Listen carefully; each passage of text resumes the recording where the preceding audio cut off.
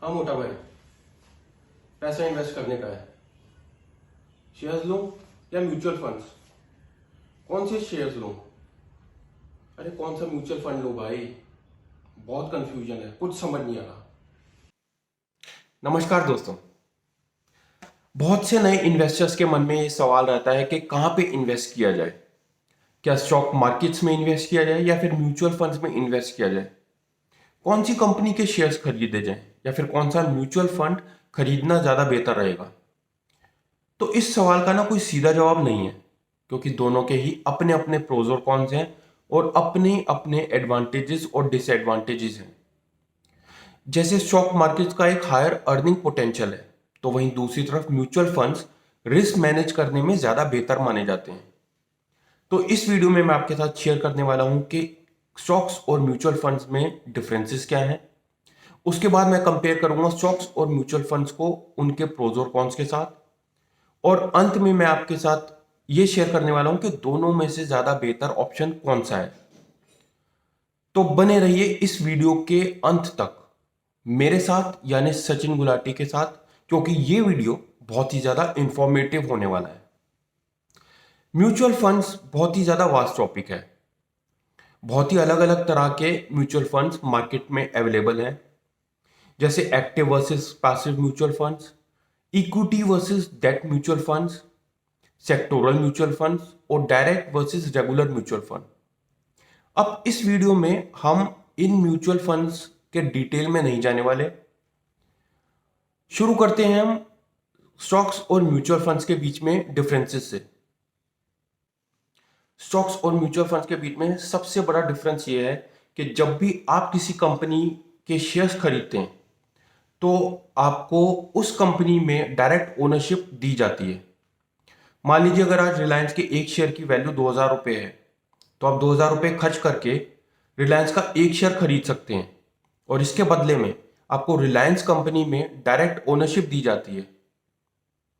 मगर आप 1,000 रुपये खर्च करके रिलायंस का आधा शेयर नहीं खरीद सकते।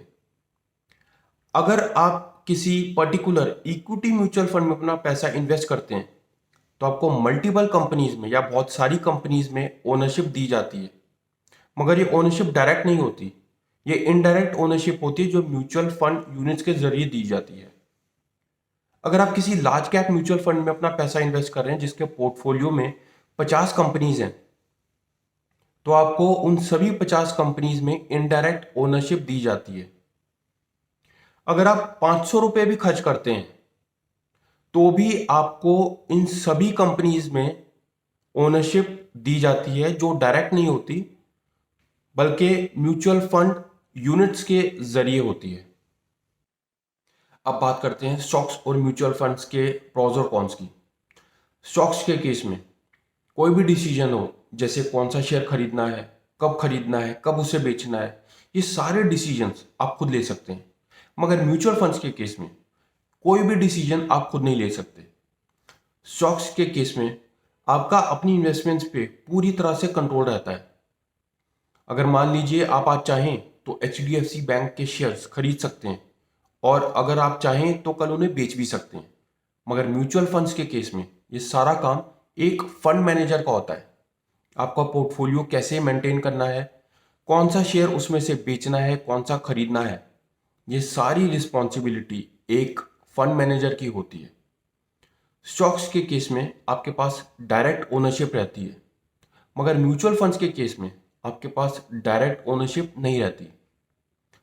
स्टॉक्स के केस में हाई रिटर्न पोटेंशियल रहता है, मगर म्यूचुअल फंड्स के केस में आप मल्टी बैगर रिटर्न्स नहीं एक्सपेक्ट कर सकते। उदाहरण के तौर पे मान लीजिए अगर आप टाटा मोटर्स के शेयर्स में आज इन्वेस्ट करते हैं तो आप ये उम्मीद कर सकते हैं कि आने वाले 10 सालों में वो 10 गुना हो जाए। मगर म्यूचुअल फंड्स के केस में आप ये उम्मीद नहीं कर सकते, क्योंकि म्यूचुअल फंड्स के पोर्टफोलियो में करीबन 50 कंपनियों के शेयर्स होते हैं। अगर मान लीजिए उनमें से एक दो बहुत ज़्यादा बढ़ जाते हैं तो एक दो ऐसे भी होते हैं जो बहुत ज़्यादा गिर जाएं।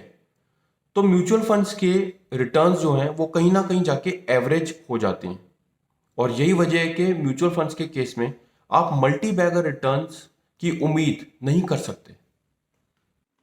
स्टॉक मार्केट एक हाई रिस्क गेम है क्योंकि इसमें डाइवर्सिफिकेशन नहीं हो पाता। मगर म्यूचुअल फंड्स के केस में ये रिस्क काफ़ी हद तक कम हो जाता है क्योंकि इसमें डाइवर्सिफिकेशन हो जाता है।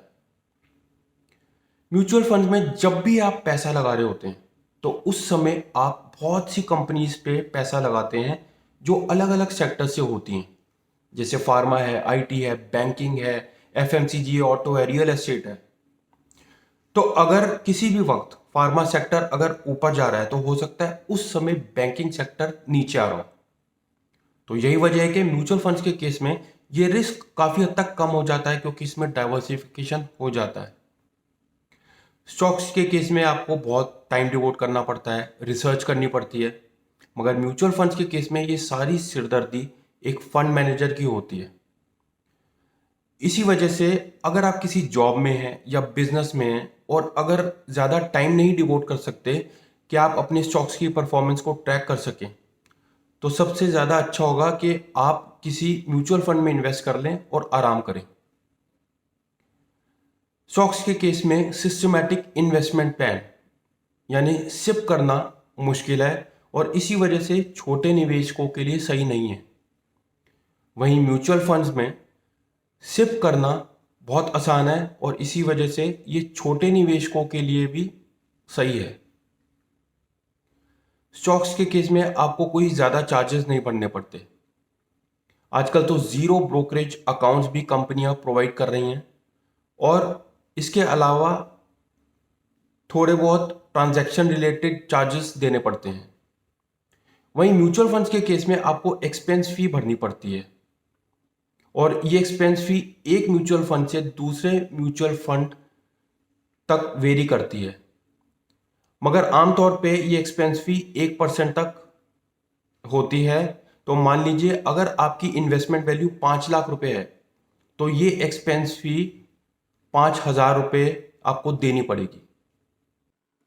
स्टॉक्स के केस में अगर मार्केट ओवर वैल्यूड है तो भी आप अंडर वैल्यूड स्टॉक्स को ढूंढकर उनमें अपना पैसा इन्वेस्ट कर सकते हैं।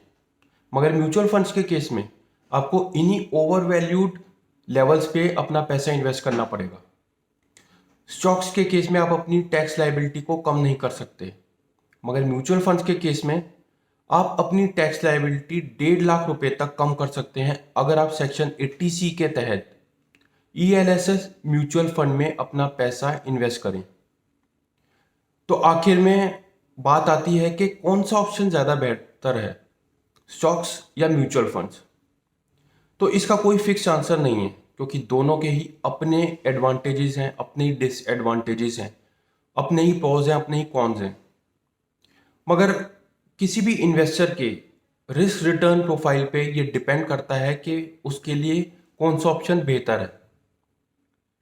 अगर किसी इन्वेस्टर में रिस्क लेने की कैपेबिलिटी है तो उसके लिए इक्विटी या स्टॉक्स बेहतर ऑप्शन है। अगर कोई इन्वेस्टर है जो ज़्यादा रिस्क नहीं उठाना चाहता तो उसके लिए म्यूचुअल फंड्स ही ज़्यादा बेहतर ऑप्शन है। अगर कोई इन्वेस्टर है अपने 20s में है या कोई अर्ली 30s में है तो ये मेरा पर्सनल रिकमेंडेशन है कि उसके लिए इक्विटी में ज़्यादा निवेश करना ज़्यादा बेहतर होगा।